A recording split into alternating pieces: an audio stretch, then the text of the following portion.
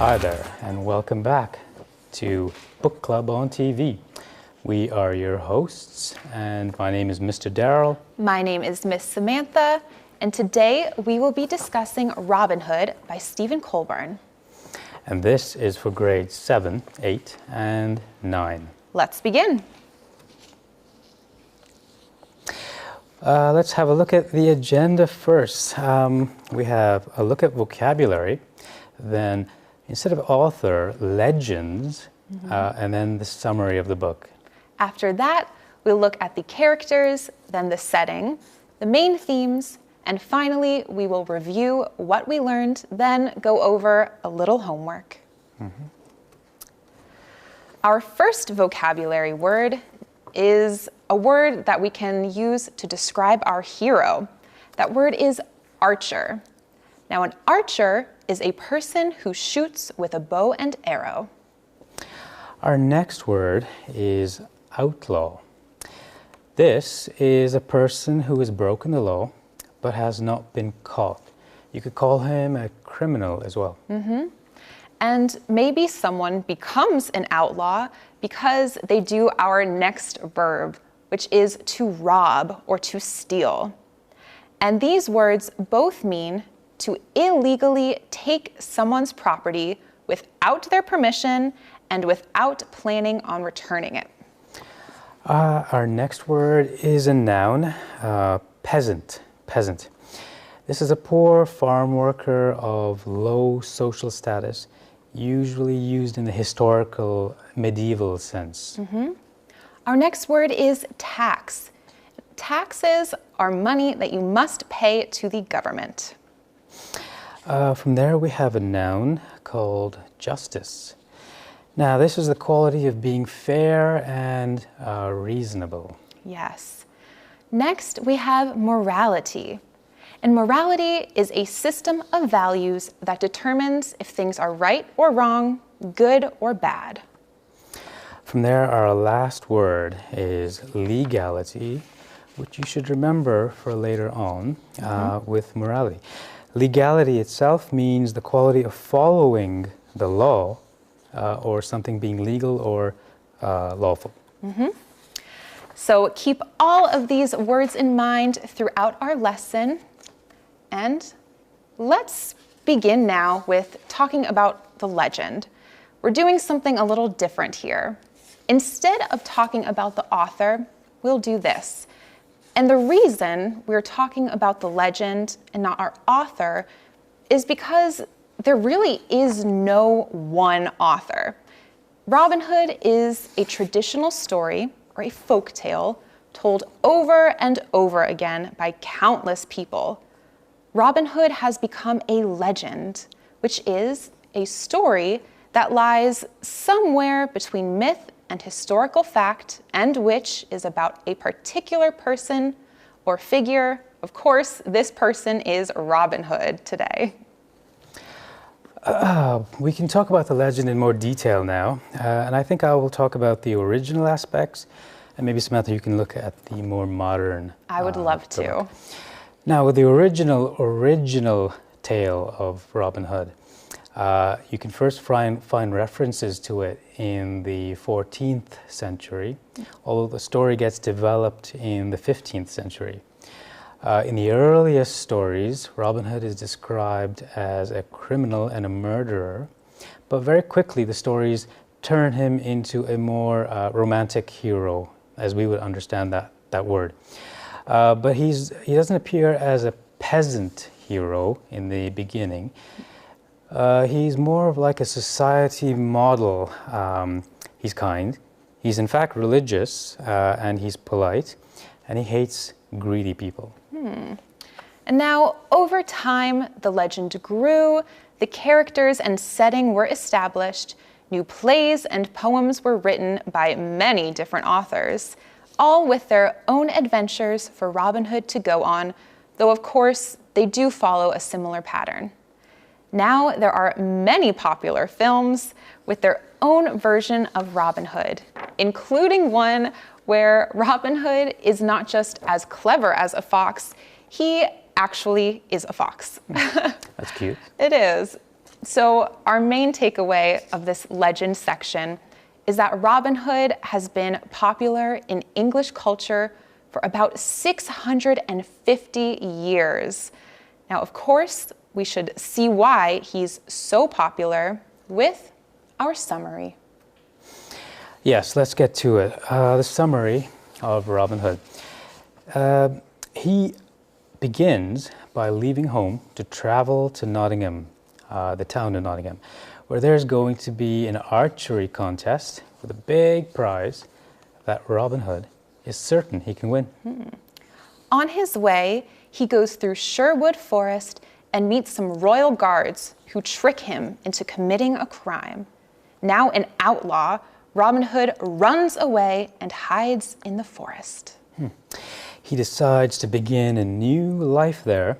He meets and befriends other men who are also in difficult situations. He and this group, called the Merry Men, live by the philosophy that Robin shares with them, and today Samantha will share it with us. We will rob the rich to give to the poor. We will right wrongs when we can, and we will bring hope to people. We will fight these rich men's unfair laws. Because Robin and his merry men steal from the rich to give to the poor peasants, they are all outlaws who are wanted by the sheriff of Nottingham. But to learn if Robin Hood ever gets to the archery contest, if the sheriff ever arrests Robin Hood, or if Robin Hood is ever reunited with his loved ones from back home, you will just have to read the book yourself. No more spoilers.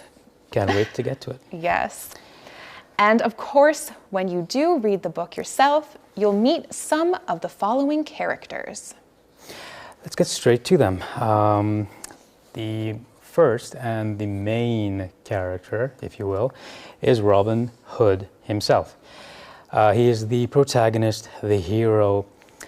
He's very skilled in certain things, in archery, in swordplay initially, and disguise, which helps him become a better outlaw, I suppose.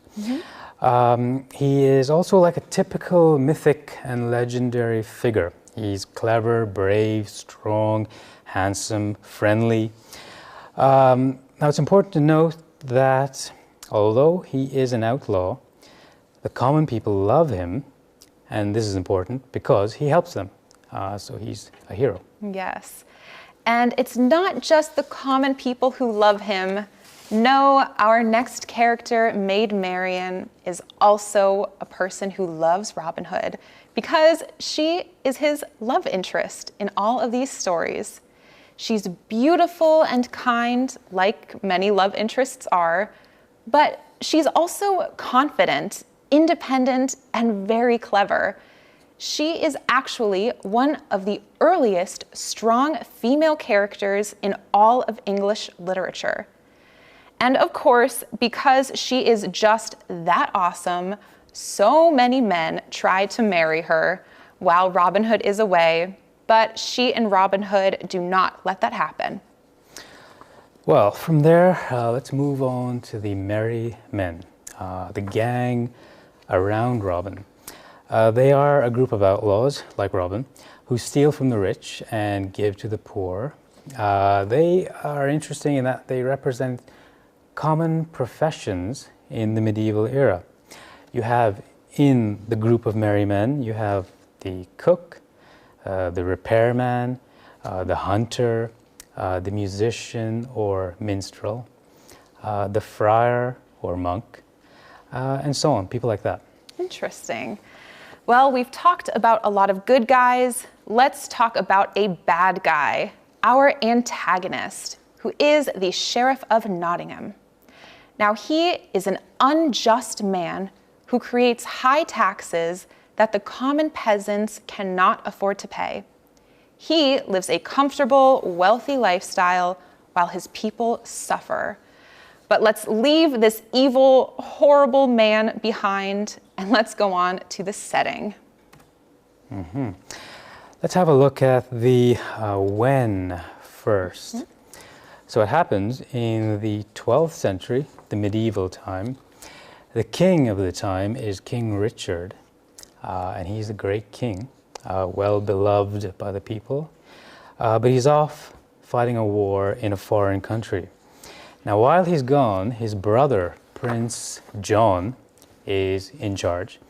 And Prince John is the opposite of King Richard. He is a bad king, a bad ruler.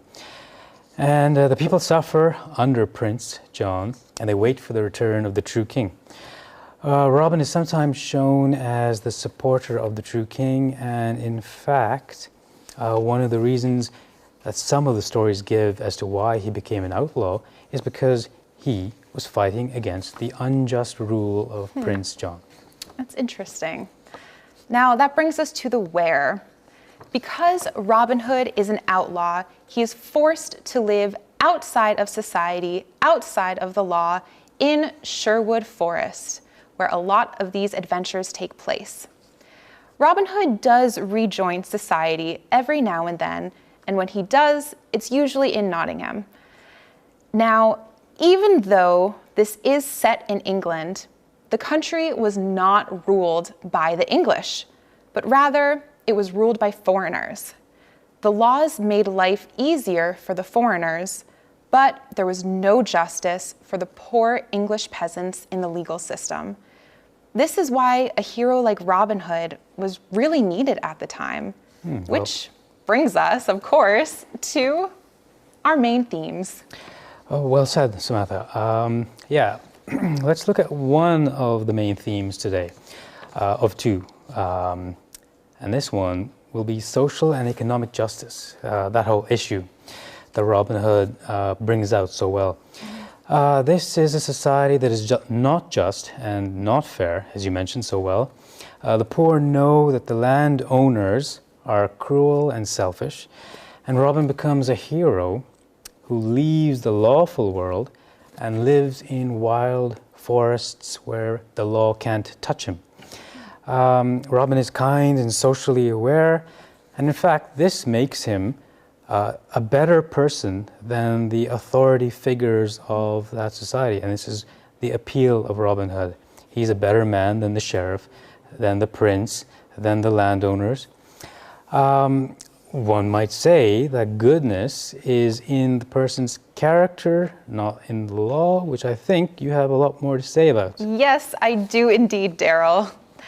So we are going to talk now about the theme of morality versus legality. Remember, morality, what is right or wrong, good or bad, and legality, what is legal or illegal, don't always perfectly overlap. Of course, most laws are made to protect us from harm or help the greater good of society, but laws can have their limits. It's important for us to use our own minds to think about what is morally right or wrong and to do the right thing. Even if the wrong thing might technically be legal, we should still do the right thing because it's our moral duty. So there are more great themes, of course, to talk about, but we are just about out of time, so let's review. Today, we discussed the many authors of Robin Hood and the legend of it. We moved on to the summary of Robin and his merry men of outlaws stealing from the rich to give to the poor. Then we looked at some characters and the setting of England during the medieval period. And finally, we discussed the themes of justice and morality versus legality. This will be a good time to look at some of the vocabulary from the beginning. I'll read them all out one by one. We have archer, outlaw, to rob or to steal, peasant, tax, justice, morality, and legality. Now that brings us to our favorite part, the homework. Yeah, indeed, Samantha. I've really enjoyed some of the responses that we have been getting from people all over Georgia, I guess. I think it's a good way for people to participate in this little discussion. Yes, so please keep them coming. We learned so much from you guys, and we want to hear more. On that note, today's question is, do you think Robin Hood is a criminal or a hero? Can he be both at the same time? Explain your answers and use examples. Yes, we cannot wait to hear.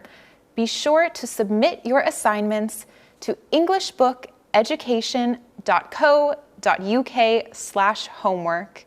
Thank you all so much for joining us today, and we'll see you again next week. Bye, everyone. Have a great week.